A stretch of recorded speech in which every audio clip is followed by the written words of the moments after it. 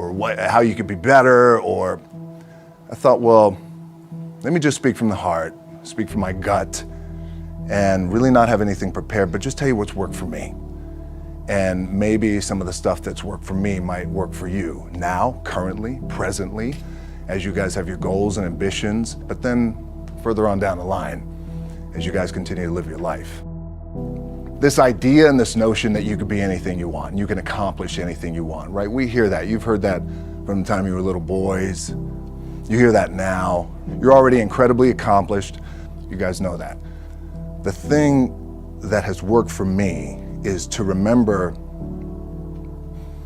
the hard times. So, and I'm sure you guys all have your processes. And again, I'm going to tell you what's worked for me. So before a big movie comes out, before, back in the days when I was wrestling with WWE, a WrestleMania match, anything big that would happen, I would always take a moment and I'd just remind myself, all right, I was evicted when I was 14. We were kicked off the island. We couldn't live in Hawaii. Had no place to live. A lot of shit happened then when I moved to Nashville. I was arrested multiple times by the time I was 16 years old. I would remember that, and it allows me then to be present in the moment and understand, holy, the stuff I have around me right now, this is the shit that I dreamed of when I was a kid. I am here. I played for University of Miami, played for great teams. Warren Sapp, Ray Lewis, they were my teammates. They were balling. Warren Sapp was playing tight end that time. I was starting defensive tackle. Yeah, they moved him over to D-line. And he looked at me, he's like, yo, dude, I'm gonna take your spot. And I said, you ain't taking my spot. He said, I'm gonna take your spot. I said, no, you ain't. We battled, and he took my spot.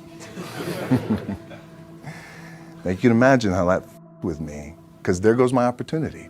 He went in, switched to defensive tackle, lit the world on fire. Well, what that did, it crushed me, it crushed my dreams. I had a piss poor senior year, zero production, no NFL, no combine invite, nothing. Finally went to the CFL, Calgary Stampeders, making $250 a week Canadian. Now, I had to send that home to my wife at that time. Had no money. So I remember that. When I got cut from Canada, my dad in his pickup truck came down 4 o'clock in the morning, picked me up in Miami from Tampa. We lived in a little apartment in Tampa. He drove down in his little pickup truck to Miami to get me when I was cut from the CFL. And I thought, well, I leave home like you guys left home. I'm ready to tackle the world, to get after it, achieve my dreams and goals. Crushed by 22, 23 years old. Now I got to move back in with my mom and dad. I played on great teams though. Wait a second, this is not supposed to be my future. I'm supposed to be in the NFL right now. I'm supposed to be making a lot of coin and buying my parents, buying me, taking care of my wife, but it never happened. So I pulled out my wallet. I thought, well, let me see how much money I have. I opened it up. I had a 5, a 1, and change. Well, at least I rounded up to $7. But I thought, God, ain't this a bitch? I got $7 in my pocket. Where the f do I go now? What do I do? I can't go back to CFL. The point comes where you hear that voice, the big run's over. Like, you're done, right? So I heard that voice. So as Coach was saying, man, I hold on to that. I'm telling you, my back is up against this mother. We laugh, we joke, we have a good time, but my back is still up against this mother. I do not forget it. What this also helps me do, and again, it works for me, is at some point, you gotta be tired of not being number one. You have to be, and you gotta play angry, and I play angry. Now, I'm cool and calm with my approach, and when I step out on my field, which is a set, or, you know, like, there's some, and you're always gonna have haters, and haters are like, well, God damn, man, how many movies are you gonna make, or how much shit are you gonna do? Like, you do a lot of shit. I say, yes, because my ambition. Of course, why not? I could do it. Yeah, I love what I do. And not only that, but in what world do we not work every day? My back is up against this thing, you know, and I started to play angry, by the way, and I still play angry.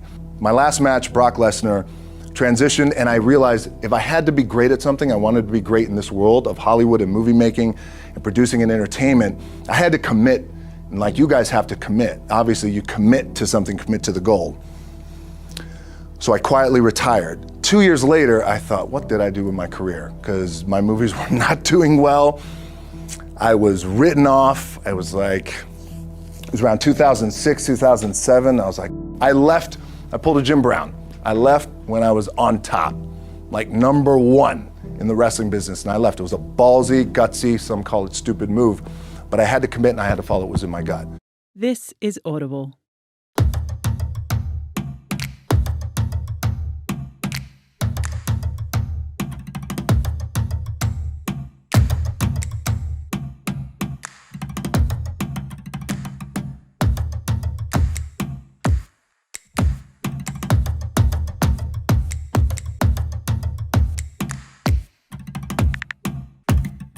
This is Audible.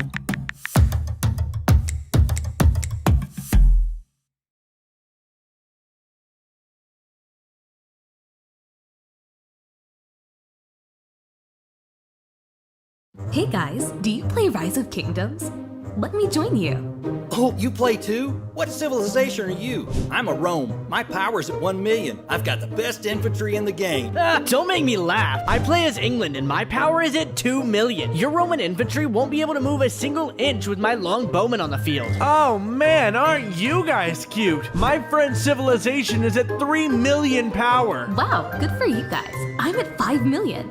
What? You're kidding me. I chose the Vikings. I can deal a lot of damage and my troops have a high load capacity.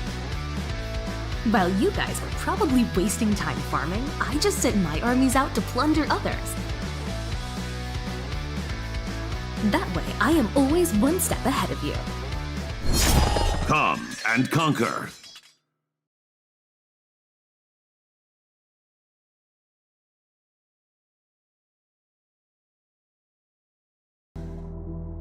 What helps me is to keep the hard times in the front of my mind, because it allows me to go into these big moments that I've worked my ass off and you guys have worked your ass off. It allows me to go into these big moments with a different perspective. What it also does for me, and again, this is what works for me. Like, my back is up against this mother. Every day, it's against this fucking wall. But it's up against this mother because it's what I believe in. And when my back is against this mother, then there's nowhere to go. But that way, that's it. Doesn't mean you don't smile. Doesn't mean you don't laugh and joke, right? You're happy. I'm a happy guy. But when it comes to business and when it comes to executing, it's up against this. And I got to go that way. And I don't give a fuck who is in front of me. They're not going to stop me. The key for me was, where does it start? What's the anchor? What's the anchor? So I could have all these ambitions, and you guys have all these ambitions, which is great. It's important. I'll play this role, you'll play that role. I'll execute this thing, and it'll come out this summer. You guys will execute this thing during the summer, right, when it's time to really put in a lot more work. But the key with me is just always finding what the anchor is. And the anchor is getting up at 4 o'clock in the morning every day before anybody else and grounding my thought process is in the no one will outwork me. No one. I love and I respect you guys. You motherfuckers won't outwork me.